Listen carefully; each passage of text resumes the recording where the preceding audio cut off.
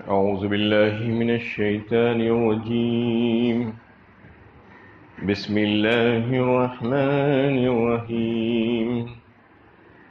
إن تستفتحوا فقد جاءكم الفتح وإن تنتهوا فهو خير لكم وإن تعودوا نعد ولن تغني عنكم فئتكم شيئا ولو كثرت وأن الله مع المؤمنين. اگر تم فیصلہ چاہتے ہو تو لو، فیصلہ تمہارے سامنے آ گیا.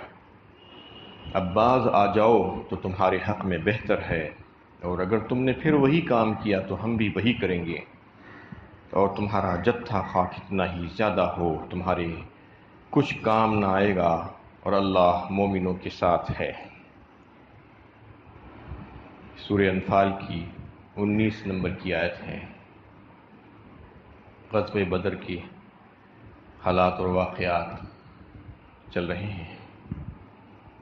اس آیت میں خطاب قریشی لشکر سے ہے، کفار کے لشکر سے، کہ جب مکے والوں کا لشکر تیار ہو گیا مدینہ نکلنے کے لیے مسلمانوں سے مقابلے کے لیے، ابو جہل جو اس کا سردار تھا لشکر کا، اس نے بیت اللہ کا پردہ پکڑ کر اللہ تعالیٰ سے یہ دعائیں مانگ رہا ہے. بڑی عجیب و غریب دعا. یہ کہہ رہا ہے کہ یا اللہ، جو بھی ہم دونوں جماعتوں میں سے اعلیٰ اور افضل ہے اور جو زیادہ ہدایت پر ہے ان کو فتح نصیب کیجیے. یہ دعا کر رہا ہے. یہ اپنے حق میں بد دعا ہے اور مسلمانوں کے حق میں دعا تھی اصل میں. یعنی وہ لوگ یہ سمجھ رہے تھے کہ وہ حق پر ہیں، اس لیے بیت اللہ کا پردہ پکڑ کر دعائیں کر رہے ہیں اللہ تعالیٰ سے. اس جنگ کے ذریعے مشرکین حق و باطل کا فیصلہ چاہتے تھے، اور ان کے سردار ابو جہل نے یہ دعا کی تھی کہ یہ بھی اس نے کہا کہ خدایا، ہم میں سے جو فریق رحم کے رشتوں کو کاٹنے کے جرم کا سب سے زیادہ مرتکب ہوا ہے اسے تو ہلاک کر دے. بار بار یہ بات وہ لوگ بولا کرتے تھے لوگوں کے سامنے کہ یہ محمد صلی اللہ علیہ وسلم جو ایک نیا طریقہ اور نیا مذہب لے کر آئے ہیں، ان کے پاس رشتے ناتوں کی کوئی اہمیت نہیں ہے. وہ رحمی رشتوں کو ایک دوسرے سے جدا کر دیتے ہیں، باپ کو بیٹے سے، چچا کو بھتیجے سے، شوہر کو بیوی سے علیحدہ کر دیتے ہیں. یہ الزام لگاتے تھے، اور یہی الزام اس وقت بھی بیت اللہ کا پردہ پکڑ کر لگا رہے ہیں کہ وہ رحم کے رشتے کو کاٹتے ہیں، اور جو رحم کے رشتے کو کاٹنے کے مجرم ہیں ان کو تو ہلاک کر دے، یہ کہہ رہے ہیں. جبکہ اسلام یہ بتاتا ہے کہ اسلام میں نسبی رشتوں کی کوئی اہمیت نہیں ہے جب تک کہ دینی رشتہ قائم نہ ہو جائے. جو حق سے نہ جڑ جائے تو نسبی رشتوں کی کوئی اہمیت نہیں. یہی حالات پیش آئے تھے اس زمانے میں کہ ایک طرف باپ ہے تو دوسری طرف بیٹا ہے، ایک طرف چچا ہے دوسری طرف بھتیجا ہے، جو ایک دوسرے کی تلواروں کی ضد پر تھے. یہ بتا دیا گیا اس میں کہ جو حق کو قبول کر لیتا ہے، جو دین حق کو قبول کر لیتا ہے، تو پھر اس کے پاس رشتے ناتوں کی کوئی اہمیت نہیں ہے جب تک کہ وہ حق سے نہ جڑ جائے. حق سے اگر نہیں جڑے گا تو بیٹا باپ کو کاٹے گا اور باپ بیٹے کو کاٹے گا، کیونکہ وہاں پر نسبی رشتے اس کے بعد آئیں گے جب تک کہ دینی رشتہ قائم نہیں ہوگا. یہی اسلام نے سکھایا ہے. تو اس میں وہ جو ہے بد دعا کر رہا ہے، خود اپنے حق میں اور مسلمانوں کے حق میں دعا ہو رہی ہے کہ اللہ تعالیٰ نے مسلمانوں کو اس جنگ میں کامیاب اور مشرکین کو ناکام کر کے فیصلہ فرما دیا کہ مسلمان حق پر ہے اور مشرکین باطل پر ہے. اور پھر کہہ دیا گیا وَإِن تَنْتَهُوا فَهُوَ خَيْرٌ لَكُمْ، اب بھی اگر تم باز آ جاؤ تو تمہارے حق میں بہتر ہے. یہ کہا جا رہا ہے ان مشرکین سے. وَلَن تُغْنِيَ عَنْكُمْ فِئَتُكُمْ شَيْئًا وَلَوْ كَثُرَتْ وَأَنَّ اللَّهَ مَعَ الْمُؤْمِنِينَ. اور تم یہ مت سمجھو کہ تمہارا جتھا بہت مضبوط ہے اور تمہارے پاس ہر چیز کی کثرت ہے، اسلحہ کی کثرت، چیزوں کی کثرت، مال و دولت کی کثرت، اس کی وجہ سے تم یہ جنگ جیت جاؤ گے۔ اگر یہ سمجھو گے تو یہ تمہاری خوش فہمی ہے، اللہ کے مقابلے میں یہ ساری چیزیں تمہارے کچھ بھی کام نہیں آئے گی۔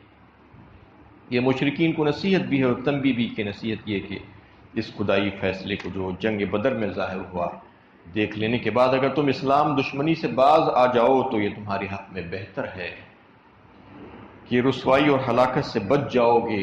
اور تنبیہ یہ ہے کہ اگر تم نے پھر وہی اسلام دشمنی کا کام کیا، وہی روش اختیار کی جیسا کہ پہلے تم نے اختیار کیا تھا، تو پھر اللہ تعالیٰ بھی تم پر اپنے عذاب کا کوڑا پھر سے برسائیں گے۔ قرآن کی یہ پیشین گوئی حرف بحرف پوری ہوئی۔ مشرکین نے اس کے بعد بھی اسلام اور اس کے پیغمبر کے خلاف جنگیں لڑی، کئی ایک جنگیں مشرکین نے لڑی، پوری اپنی طاقت اور قوت اس میں جٹا دی، اس کے باوجود وہ کامیاب نہیں ہو سکے۔ ان کے بڑے بڑے جتھے ان کے کچھ کام نہ آئے اور ان کو منہ کی کھانی پڑی۔ کفر و ایمان کے درمیان لڑائی جانے والی ان جنگوں میں سے ہر جنگ میں یہ ظاہر ہو گیا کہ نصرت اہل ایمان کے ساتھ ہے، اور کفار اور مشرکین ذلیل و خوار ہو جائیں گے اور ان کو شکست دچار ہو جانا پڑے گا۔ یا ایھا الذین آمنوا اطیعوا اللہ ورسولہ ولا تولوا عنہ وانتم تسمعون۔ اے ایمان والو، اللہ اور اس کے رسول کی اطاعت کرو اور اس سے منہ نہ موڑو جبکہ تم سن رہے ہو۔ اس میں اصلاً تو ایمان والوں سے خطاب ہے، اس آیت میں ان سے اللہ اور اس کے رسول کی اطاعت کرنے کا حکم دیا گیا ہے۔ اور اس آیت کے پس منظر میں اگر دیکھیں تو کفار اور مشرکین کا جتھا بہت بڑا تھا، ان کے پاس تعداد بھی زیادہ تھی، اسلحہ بھی زیادہ، ساز و سامان بھی زیادہ، سواریاں بھی زیادہ، لیکن اس کے باوجود اللہ تعالیٰ نے ان کو ذلیل و رسوا کیا، وہ شکست سے دوچار ہوئے شرمناک۔ یہ کیوں ہوا؟ اس سے پہلے کی آیت میں جو ہے اللہ تعالیٰ نے خود بتا دیا، ذالک بأنہم شاقوا اللہ ورسولہ ومن یشاق اللہ فإن اللہ شدید العقاب۔ یہ اس وجہ سے کہ ان لوگوں نے اللہ اور اس کے رسول کی نافرمانی کی، اس کی مخالفت کی، یہ مخالفت کی وجہ سے وہ ذلیل و رسوا ہوئے، یہ بتایا۔ اور جو کوئی بھی اللہ اور اس کے رسول کی مخالفت کرے گا پھر تو اس کے لیے شدید ترین عذاب ہے، یہ بتا دیا گیا۔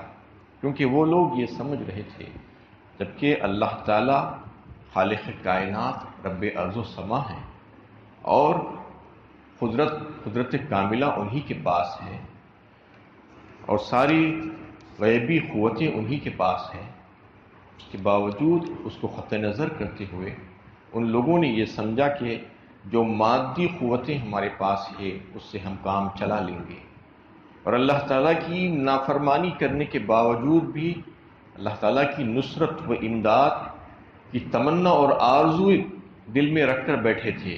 یہ دھوکہ اور فریب تھا، وہ نفس کو دھوکہ دے رہے تھے، جیسا کہ اس سے پچھلی آیت میں یہ بات واضح ہو چکی ہے کہ اللہ تعالیٰ کی نافرمانی کر رہے ہیں کھلے عام، اس کے باوجود یہ تمنا اور آرزو کر رہے ہیں کہ اللہ تعالیٰ کی امداد اور نصرت ان کے ساتھ آئے گی۔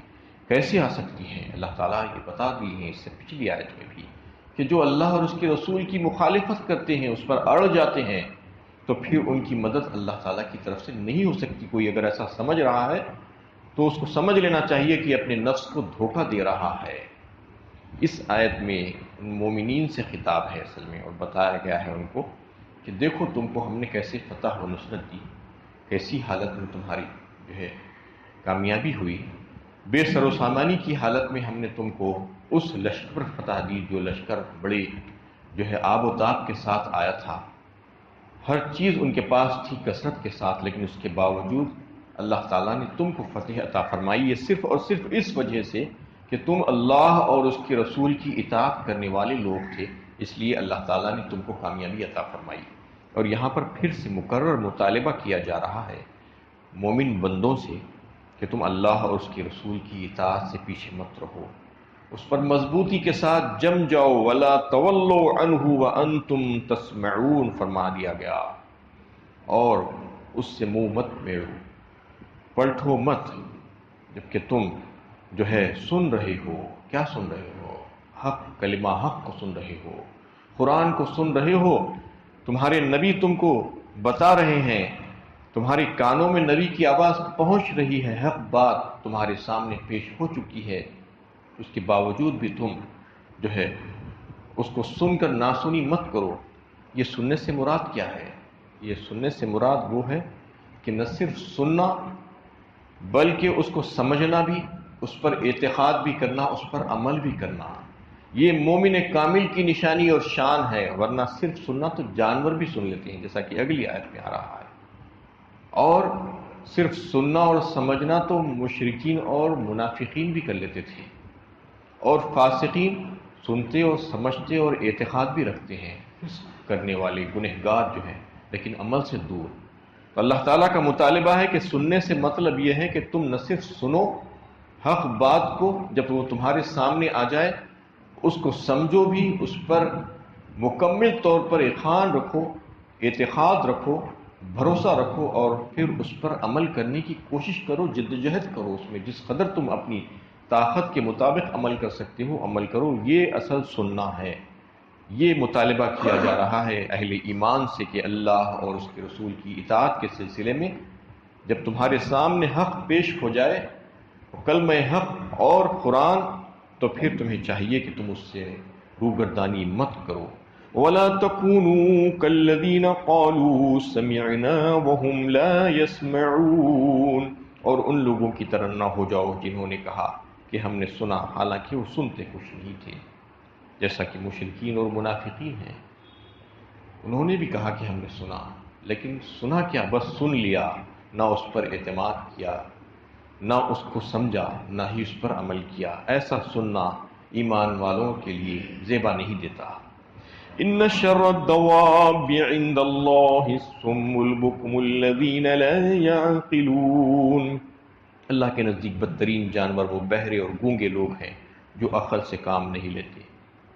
اس میں مذمت کی گئی ہے ان تمام لوگوں کے جو حق کے سامنے آ جانے کے بعد بھی اس پر غور و فکر نہیں کرتے، حق کو تسلیم کرنا نہیں چاہتے، اس پر تدبر اور تفکر نہیں کرتے، اس کو سمجھنا نہیں چاہتے، طاعت حق نہیں کرنا چاہتے۔ تو ایسے لوگوں کو اللہ تعالیٰ فرما رہے ہیں کہ وہ بدترین جانور ہے اللہ کے نزدیک۔ چوپائے کہا، دواب کس کو کہتے ہیں؟ عام لفظوں میں چوپائے کو کہا جاتا ہے، جانور کو کہا جاتا ہے۔ زمین پر جو چلنے پھرنے والے جتنے بھی مخلوقات ہیں وہ سب کے سب دواب ہی ہے، پھرنے والے زمین پر، چاہے وہ رینگنے والے ہو، چاہے 2 پاؤں سے چلنے والے ہو، 4 پاؤں سے چلنے والے ہو، سب کے سب دابہ ہی کہا جاتا ہے۔ لیکن خاص طور پر جو ہے جو جانور ہے چوپائے ہے اس کو دابہ کہا جاتا ہے۔ تو اللہ تعالیٰ فرما رہے ہیں کہ اللہ تعالیٰ کے نزدیک وہ بدترین چوپائے ہے وہ انسان جو حق کے سامنے آ جانے کے بعد اس کو قبول کرنا نہیں چاہتے، اس کو ٹھکرا دیتے ہیں، جبکہ اللہ تعالیٰ نے انسان کو اتنا اکرام کیا، اس کو اشرف المخلوقات بنایا، اس کی ساری مخلوقات میں اس کو افضل اور اعلیٰ کیا، اور اس کو مسجود ملائکہ بنایا۔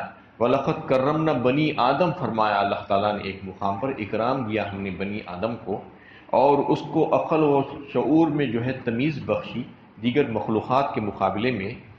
اور جو ہے ایک مقام پر یہ فرمایا گیا ہے تفسیر روح البیان میں کہ انسان کو اللہ تعالیٰ نے افضل اور اعلیٰ بنایا دیگر بہت سی مخلوقات کے مقابلے میں، جانوروں وغیرہ کے مقابلے میں، لیکن فرشتوں کے مقابلے میں وہ کم ہے۔ لیکن اگر انسان اپنے صحیح و عمل کے ذریعے سے اور طاعت حق کے ذریعے سے اور اپنی محنت اور جدوجہد کے ذریعے سے اللہ تعالیٰ کو سمجھ کر اس کی معرفت حاصل کر کے اس کی اطاعت کرتا ہے تو پھر وہ فرشتوں سے بھی آگے نکل جاتا ہے۔ یہ اللہ تعالیٰ نے اس کا مقام رکھا ہے، حالانکہ وہ کم ہے لیکن وہ آگے نکل سکتا ہے۔ اور اگر ایسا نہیں کرتا ہے، حق بات کو نہیں سمجھنا چاہتا، اس میں تفکر اور تدبر نہیں کرتا، تو پھر جانوروں سے بھی نیچے چلے جاتا ہے، نچلی سطح پر چلے جاتا ہے، اسفل السافلین۔